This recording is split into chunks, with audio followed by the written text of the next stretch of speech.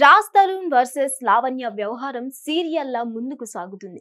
వీరి గురించి మీడియాలో, సోషల్ మీడియాలో పెద్ద ఎత్తున చర్చలు జరుగుతున్న సంగతి ప్రత్యేకంగా ప్రజలకు చెప్పాల్సిన అవసరమే లేదు. రాజ్ తరుణ్ తనను ప్రేమించి 11 ఏళ్ల నుంచి సహజీవనం చేస్తున్నాడని లావణ్య అనే యువతి పోలీసుల ముందుకు వచ్చి ఫిర్యాదు చేసింది.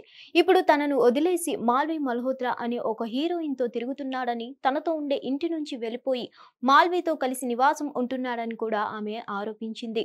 అంతేకాదు, మాల్వి మల్హోత్రా తన సోదరితో కలిసి తనను చంపేస్తానని బెదిరిస్తుందనే నేపథ్యంలో పోలీసులు ముందుకు వచ్చానని ఆమె చెప్పుకొచ్చింది.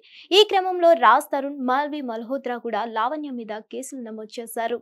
అవి ప్రస్తుతం కోర్టు పరిధిలో ఉన్నాయి. అదలా ఉండగా తాజాగా తిరగబడరా స్వామి సినిమా ప్రెస్ మీట్ సమయంలో లావణ్య వచ్చి రచ్చ చేసింది. అదంతా ముగిసిన తర్వాత తాజాగా ఒక ఛానల్లో లావణ్యతో పాటు రాజ్ తరుణ్ స్నేహితుడిగా చెప్పుకుంటున్న శేఖర్ భాషతో కలిపి ఒక లైవ్ షో ప్లాన్ చేశారు. లావణ్య, శేఖర్ భాష ఇద్దరు లైవ్ డిబేట్ లో పాల్గొన్నారు. ఈ డిబేట్ లో ఒకరిపై ఒకరు ఆరోపణలు, విమర్శలు చేసుకున్నారు. ఇద్దరు కూడా ఒకరు మాట్లాడుతుంటే ఒకరు అడ్డుపడుతూ వచ్చారు. అలాగే శేఖర్ భాష లావణ్య మీద తీవ్రమైన ఆరోపణలు చేశారు. చిన్నపిల్లలకు డ్రగ్స్ అలవాటు చేసింది అంటూ ఆరోపించాడు.